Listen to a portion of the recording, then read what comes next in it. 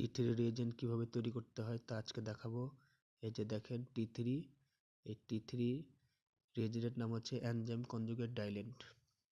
Enzyme conjugate ডাইল্যান্ডের সাথে আমরা enzyme conjugate concentration mix করব।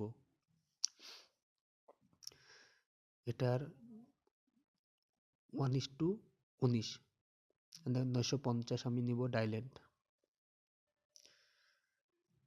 950 ডাইল্যান্ড আমি একটা অ্যাপেন ড্রপে রাখবো।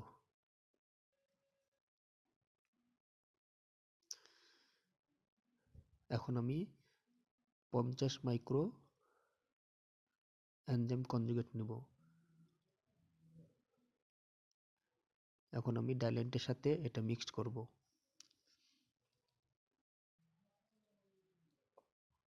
এবং এটা আধা ঘন্টা রেখে দেব।